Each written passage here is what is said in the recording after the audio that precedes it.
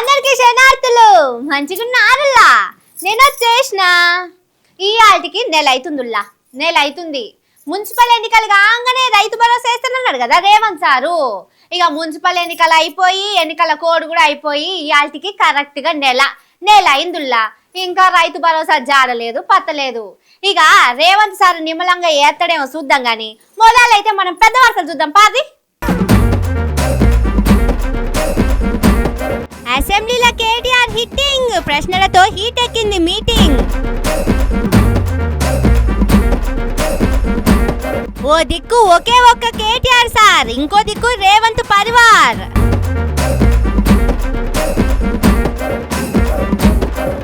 అసెంబ్లీలో నవీన్ యాదవ్ బోరింగ్, లీడర్ల చూసి చేస్తుండేమో ప్రాక్టీసింగ్.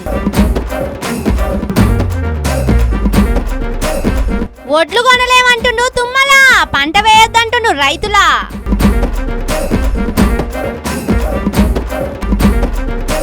కాంగ్రెస్ లో 3 లీడర్ల పంచాది, ఆ పార్టీలకి ఇది కొత్తే ఉంది.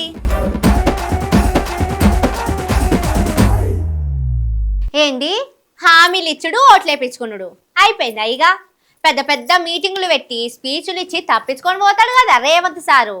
మంత్రులు కూడా గంతే, ఊళ్ళకి పోయి ఊరికొస్తారు. ఇక అసెంబ్లీలో ఏం చేస్తారు ఎటు పోతారు? అగో గట్టిగానే అడిగిండు కేటీఆర్ సారు. ఇస్తాం అని రైతు భరోసా ఎగ్గొడుతురు కదా. అగో ఎన్ని ఎగ్గొట్టిరు, ఏం కథ నార్చుకున్నాడు కేటీఆర్ సారు. రైతుల గోస వర్ణనాతీతం అధ్యక్ష. ఈ ప్రభుత్వం వచ్చిన తర్వాత అధ్యక్ష ఒకనాడు ముఖ్యమంత్రి గారు అన్నారు అధ్యక్ష, రైతు బంధు ఆపనికి మేమేమైనా అవలగాలమా దివానగాలమా వెయ్యమా మేము అని మాట్లాడిండి అధ్యక్ష. మరి ఈరోజు అధ్యక్ష ఒకసారి కాదు 3 సార్లు ఎగ్గొట్టారు అధ్యక్ష రైతు బంధు. స్వయంగా ముఖ్యమంత్రి గారు చెప్పారు, నవంబర్లో తీసుకుంటే 10,000, డిసెంబర్లో తీసుకుంటే 15,000 వస్తాయి, మాకు ఓట్లేయండి అని చెప్పారు. ఎవరన్నా రుణం తీసుకోకపోతే ఉరికి తెచ్చుకోండి, 2 లక్షల రుణం మాఫీ చేస్తామన్నారు. ఇవాళ అధ్యక్ష నేను అడుగుతా ఉన్నా, నిన్న గవర్నర్ ప్రసంగంలో చెప్పారు 20,000 కోట్ల రుణమాఫీ అన్నారు. వాస్తవం రైతు బంధు రాక రైతులు ఇవాళ ఇంకో 10-15 రోజుల్లో కోతకొస్తుంది అధ్యక్ష. 9,000 కోట్ల రూపాయలు వేస్తాం అని రేవంత్ రెడ్డి గారు మున్సిపల్ ఎన్నికల్లో చెప్పారు అధ్యక్ష. మున్సిపల్ ఎన్నికలు గడిచి కూడా దాదాపు నెల పైన అయిపోయింది, ఇప్పటి వరకు డబ్బులు లేవు అధ్యక్ష.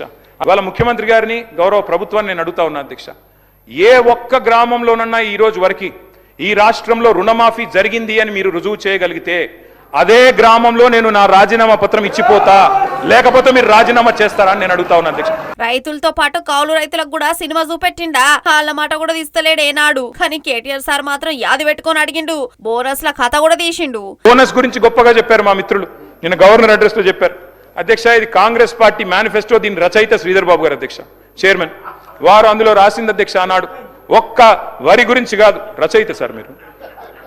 ఆ రోజు చెప్పింది అధ్యక్ష, వరి ధాన్యానికి 500 బోనస్, మొక్కజొన్నకు 400 బోనస్, కందులకు 400 బోనస్, సోయాబీన్ కు మరి 500 బోనస్, పత్తికి 500 బోనస్. ఇది మొత్తం మీరు రాసిందే శ్రీధర్ బాబు గారు, మాది కాదు. మరి ఏ ఒక్క పంట కన్నా ఇచ్చారా? వడ్లల్లో కూడా కటింగులు పెట్టి సన్న బియ్యం అని చెప్పి తప్పించుకునే ప్రయత్నం తప్ప ఇలా రాష్ట్రంలోని రైతులు అన్ని చూస్తా ఉన్నారనే మాట చెప్తా ఉన్నా అధ్యక్ష. ఇక రైతులను యూరియా కోసం ఎంత తిప్పలు పెడుతురు కదా, అవో గదే అడిగిండు అధ్యక్ష. ఇవాళ ఎక్కడో యనుముల వారి పాలనలో ఎరువులు దిక్కులేవు అధ్యక్ష. వారికి బఫర్ జోన్ల మీద ఉన్న శ్రద్ధ బఫర్ స్టాక్ మీద లేదు అధ్యక్ష, ఎరువుల బఫర్ స్టాక్ల మీద ఈ పరిస్థితి వచ్చింది అధ్యక్ష. ఈరోజు చివరికి ఎరువులు అడిగితే అధ్యక్ష రైతుల మీద దాడులు చేస్తా ఉన్నారు అధ్యక్ష, పోలీసు వాళ్ళతో దాడులు. ఈ రకంగా పరిస్థితి ఈరోజు రాష్ట్రంలో ఉంది అధ్యక్ష. ఇంకా విచిత్రం అధ్యక్ష, ఈ మధ్యన యూరియా ఇచ్చే ఆలోచన లేక, యూరియా ఇచ్చే మరి ప్రణాళిక లేక షాపులో ఇవ్వాల్సిన యూరియా యాప్ ద్వారా ఇస్తామంటున్నారు అధ్యక్ష. యాప్లో ఎప్పుడు ఉంటుంది అధ్యక్ష? షాపులో ఉంటేనే కదా అధ్యక్ష యాప్లో ఉండేది. అంటే ఇవాళ పరిస్థితి ఎన్ని తిప్పలు పడుతుండ్రో దీన్ని బట్టి అర్థం చేసుకోవచ్చు అధ్యక్ష. ఇక కాంగ్రెస్ మీద పంచులు అంటే పంచులే పోరి. శ్రీధర్ బాబు సార్కు బగ్గనే సురుకులు పెట్టిండు. హైదరాబాద్ రోడ్లకు ట్రంప్ పేర్లు కాదు దోమలు పెట్టాలనుకొచ్చిండు. అట్లాగే దోమలు అధ్యక్ష. అధ్యక్ష ఇదివరకు హైదరాబాద్ ఒకటే ఒక ప్లేస్ ఉంటుండే, దాని పేరు దోమలు కూడా అధ్యక్ష. ఈ మధ్యన మా శ్రీధర్ బాబు గారి నాయకత్వంలో కొన్ని మంచి స్ట్రీట్స్ కి పేర్లు పెట్టినారు అధ్యక్ష. ఒకటి మన్మోహన్ సింగ్ గారు పేరు పెట్టారు, ఒకటి డొనాల్డ్ ట్రంప్ గారు పేరు పెట్టారు. ఆహా అధ్యక్ష, మీరు పెట్టాల్సింది ట్రంప్ గారి పేరు, మన్మోహన్ సింగ్ గారి పేరు కాదు శ్రీధర్ అన్న. మీరు పెట్టాల్సిన పేర్లు ఏంటంటే దోమలగూడ, దోమల హిల్సు, దోమలాబాదు, దోమల పూలు, దోమల గుట్ట. ఈ పేర్లు పెడితే కరెక్ట్గా సెట్ అవుతుంది మీకు. ఎందుకంటే మొత్తం నగరంలో దోమలు, విష జ్వరాలు, ఫాగింగ్ చేసే దిక్కు లేదు. గుర్రపుడెక్క తీసేవాడు లేడు. మున్సిపల్ మంత్రి ముఖ్యమంత్రి గారు మరి వారేం చేస్తున్నారు, మీరేం చూస్తున్నారు, మీ ఇన్ఛార్జ్. ఇట్లుంది అసెంబ్లీ కథ. గవర్నర్ ప్రసంగానికి ధన్యవాదాలు చెప్పాలని షురువు చేసిర్రా, ఒకళ్ళ మీద ఒకళ్ళు గట్టిగానే ఆరోపణలు చేసుకురు. కేటీఆర్ సార్ మాత్రం జన సమస్యల మీద హామీలు ఇచ్చి తప్పించుకున్న మీద దంచుకున్నాడు. ఒక్కొక్కళ్ళు కాదు షేర్ ఖాన్, 100 మంది ఒకే పారి రారి. సరే 100 మంది బలం వాళ్ళకి లేదులే గాని ఒక్కొక్కళ్ళు కాదు 15 మంది అయినా ఒకే పారి రారి. అగో ఇదే నడుస్తుంది అసెంబ్లీలా. ఇవాళ అసెంబ్లీ నడిచింది కదా, అగో ఆ సభలా కేటీఆర్ సార్ పంచులు చూడాలి.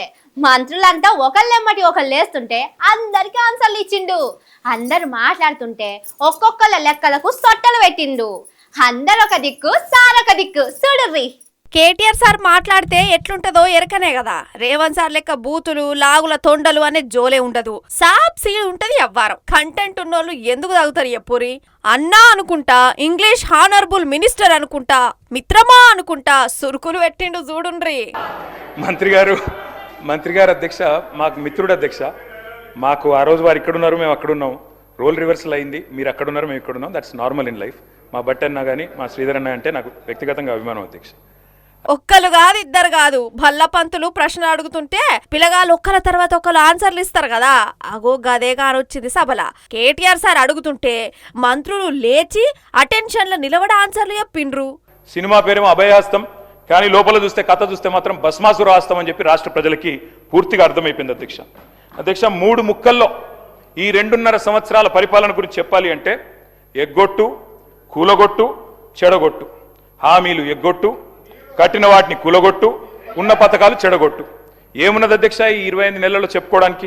ఏంది అధ్యక్ష, ఇది మా జాతీయ పార్టీది, కాంగ్రెస్ పార్టీ జాతీయ పార్టీ. ఈరోజు మీరు రీజనల్ పార్టీగా ఉండి ఎన్నిసార్లు చక్కర కొట్టిన అధ్యక్ష బీజేపీ ప్రధానమంత్రి ముందట? అట్లని వాళ్ళు చెప్పిందే వింటాడా ఎట్లా? బట్టి సార్కు కోమటిరెడ్డి సార్కు ఇచ్చి పడేసిండు. వాళ్ళు చెప్పిన లెక్కలన్నీ ఉత్తుత్తి లెక్కలే అని చూపెట్టిండు.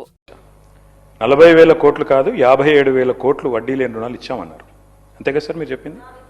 57,000 కోట్ల వడ్డీ లేని రుణాలు ఇచ్చామని ఆన్ రికార్డ్ ఇప్పుడు డిప్యూటీ సీఎం చెప్పారు. Sir, I challenge the honourable deputy CM.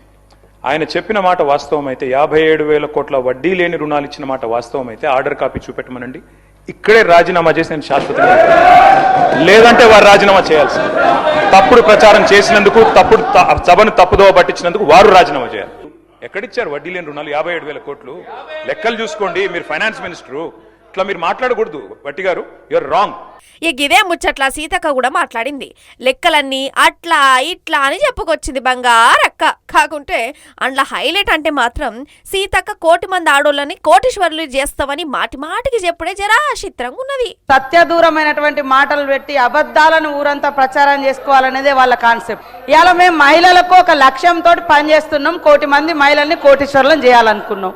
అరే ఇప్పటి వరకు టౌన్లో, రూరల్లో 57,000 కోట్ల రూపాయలు వాళ్లకు బ్యాంకుల ద్వారా, స్త్రీనిధి ద్వారా ఇవ్వడం జరిగింది. ఎందుకు ఇంత లేడీస్ అంటే మీకు అంత వ్యతిరేకం? అరే ఒక లక్ష్యం పెట్టుకున్నాము, ఆ లక్ష్యాన్ని, ఆ సంకల్పాన్ని రీచ్ కావాలనుకుంటున్నాము. రేవంత్ సార్ అంటుండంటే ఆయన మాటలు ఎవ్వరు నమ్మొచ్చిరు కానీ సీతక్క మాట అంటే జనంలో నమ్మకం ఉండే. మా బంగారక్క మమ్మల్ని కాపాట్టందుకు మంత్రైన మా మంచి సీతక్క అని పేరుండే. గసంటి సీతక్క కూడా గవే మాటలు అంటుండే. 1,000,000 మందిని కోటీశ్వరుల్ని చేయాలంటే ఎన్నెన్ని కోట్లు కావాలనో కూడా ఎప్పకొచ్చిండు కేటీఆర్ సారు. అధ్యక్ష, కాకపోతే వారు చాలా ఆవేశంగా చెప్పారు అధ్యక్ష, మేము 1,000,000 మందిని కోటీశ్వరులు చేసి తీరుతాం. చేయండి, మేము అబ్జెక్ట్ చేస్తున్నామా? కాకపోతే ప్రశ్నలు అడుగుతున్నాం వారి తరపున.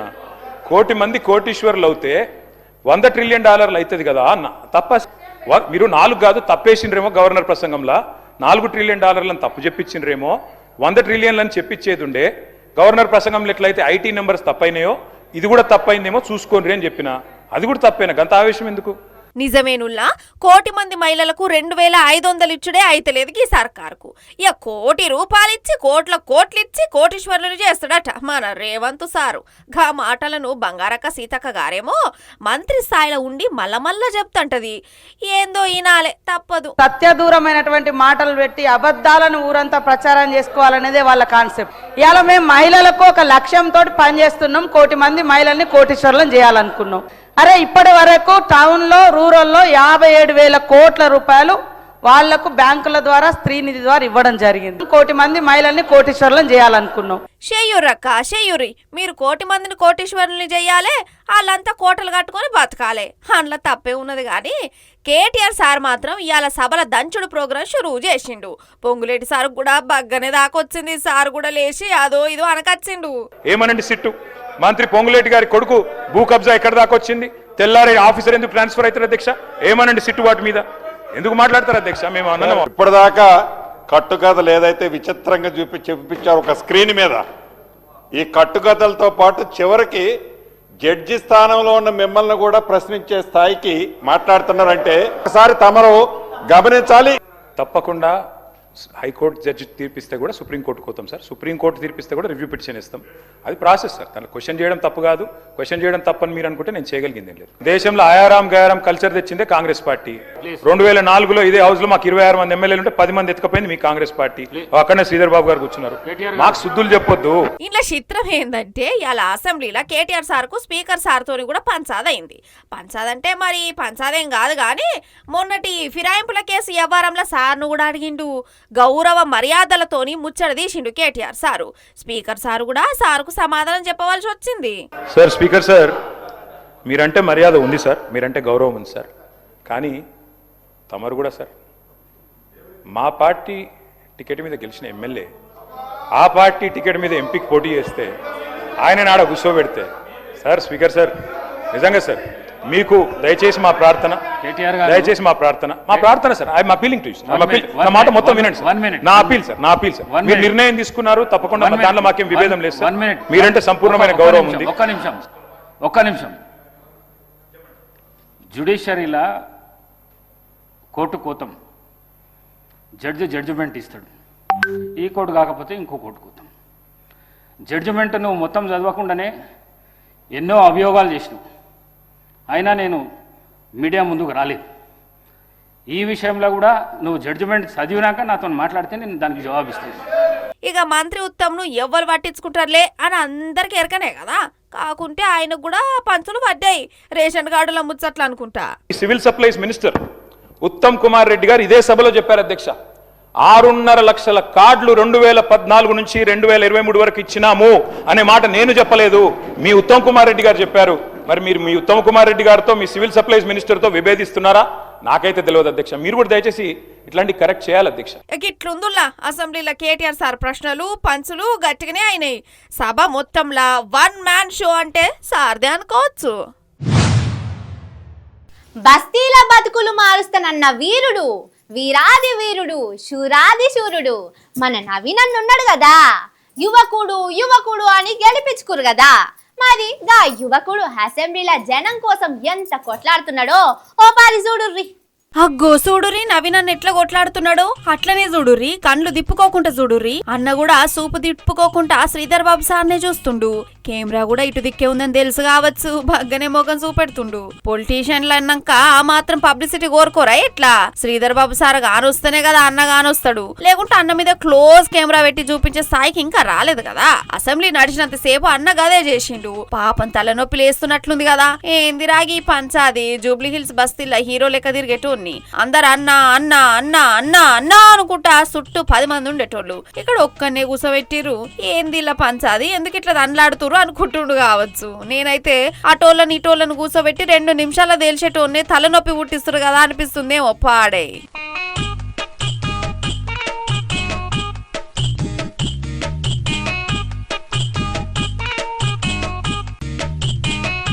పాపం అన్నను చూడురి, అసెంబ్లీ కొత్త కదా, ఎవరెట్లా మాట్లాడుతురు, ఏమేం మాట్లాడుతురు, ఎవరేం మాట్లాడుతుంటే ఎవరేం ఆన్సర్ ఇస్తురు, ప్రతిపక్షంలో ఉన్న కేటీఆర్ సార్ ఎట్లా నిలదీస్తుండు, మంత్రుల్లో తిప్పలు పడుకుంటే ఎట్లా సమాధానం ఇస్తురు అని అన్ని చూస్తున్నాడు కావచ్చు. ఇన్ని దినాలంటే బస్తీలనే లీడర్ లెక్క తిరిగిండు గాని ఇప్పుడు ఇక రాష్ట్ర స్థాయి లీడర్ గా ఎదిగే టైం వచ్చిందిగా. అన్ని చూస్తుండు. ముందు ఉంటదిగా. అన్నకు ఒకసారి అసెంబ్లీ మీద పట్టు దొరికిందంటూ ఊకుంటాడా? జూబ్లీ హిల్స్ జనాలను బస్తీలకెంచి బంగ్లాలకు మార్చిందాక ఇడవడు కావచ్చు. కానీ ఇయ్యాల రేపైతే నిన్న మొన్న గెలిచిన ఎమ్మెల్యే లెక్కనే చూస్తుర్రు.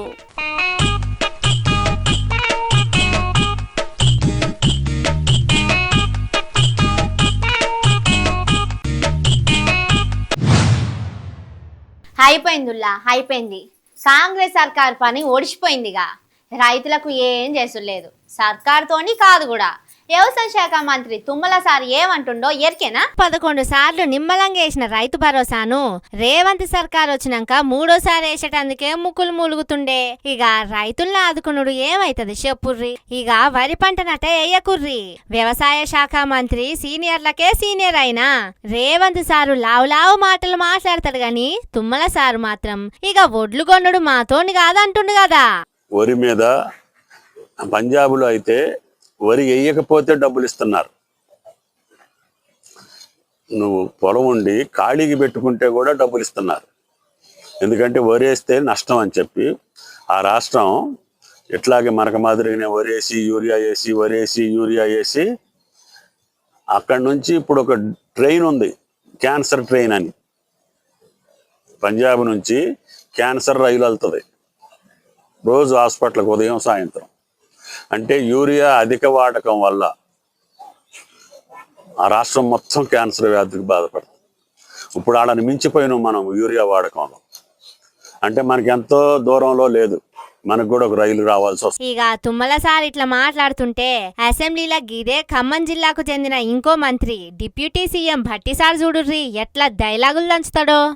ఇంకా సన్న ఒడ్లు పండించినటువంటి రైతులకి 500 రూపాయల బోనస్ ఇస్తామని చెప్పి ఇవాళ రైతుల శ్రమను గుర్తించి పెద్ద ఎత్తున వాళ్ళు దానిని తీసుకొని వస్తే 500 రూపాయల లెక్కగట్టి వాళ్ళకి క్వింటాకి 500 రూపాయల లెక్క వాళ్ళ అకౌంట్లో వేస్తా ఉన్నాం అధ్యక్ష. అబ్బా ఎందుకు సార్ జనాలను ఆగం చేస్తారు? అంతా ఇంత అని ఒకళ్ళు చెబుతారు, ఏం లేదు ఉత్తకతే మాతోని కాదని ఇంకొకళ్ళు చెబుతారు. మంచిగుంది కదా మీ పంచాది. అటు చేసి ఇటు చేసి రైతుల ఆగం పట్టించేటట్టున్నారు కదా. మస్తుందుల్లా కాంగ్రెస్ లీడర్ల కార్ల పంచాది. రేవంత్ సారుల అన్న సారు ఇప్పుడు ఇంకో సారు కూడా చేరిండు. సూత్తరా గా కార్ల కథ ఏందో. రేవంత్ సారోళ్ళన్న తిరుపతి రెడ్డి ఎరకనే కదా. వాయమ్మనే ఈయన కార్లకు నెంబర్లు కూడా ఉండయి. గట్లుంటది మరి.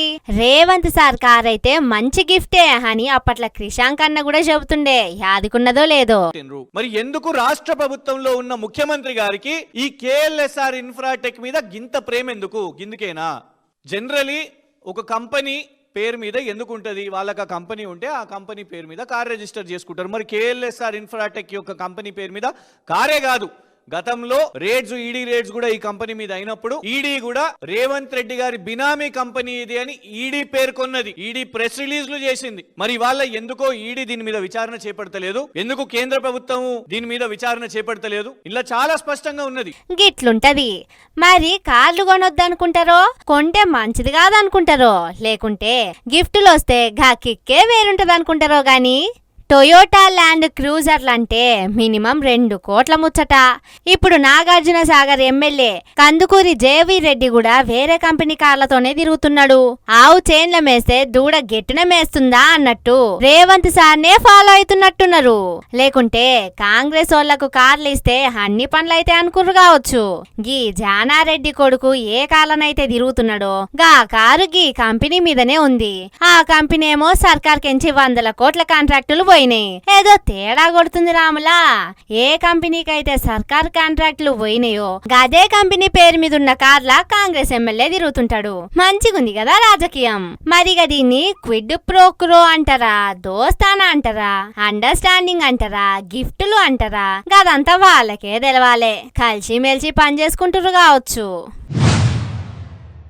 కష్టమే ఉంది కాంగ్రెస్ పరిస్థితి. 2.5 ఏళ్లల్లా అంతా ఎటమటం అవుతున్నట్టుంది కదా. 4 లీడర్ల పేర్లు పొట్టి నొస్తున్నాయి. నిన్న మొన్నటి సంధి ఇక మారినట్టే అని నొస్తుంది కదా జీవన్ రెడ్డి కాక పేరు. ఇంటి ముంగటున్న ఇంటి చుట్టుపక్క పొంటున్న కాంగ్రెస్ ఫ్లెక్సీలు కూడా తీపిచ్చుడుతోని సారు పార్టీ మారుతున్నట్టే అనకొచ్చిర్రు.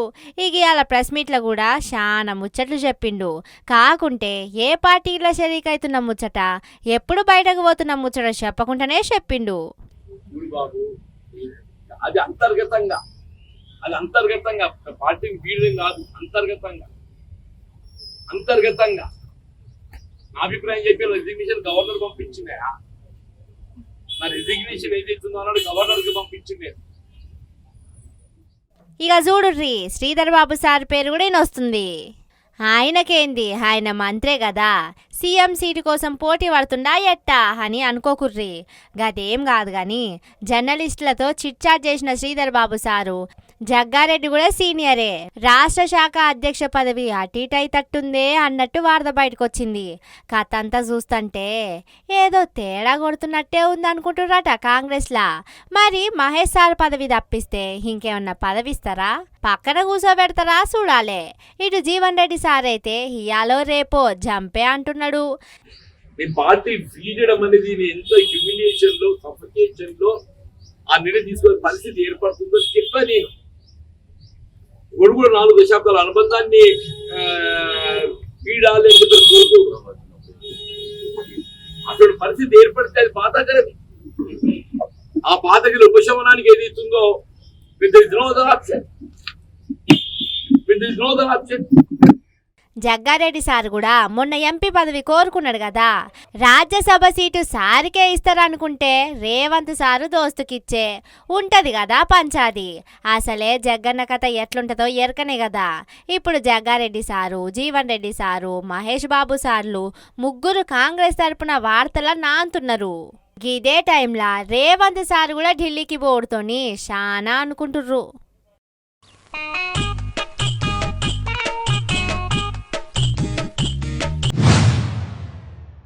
ఇవి అది ముచ్చట్లు.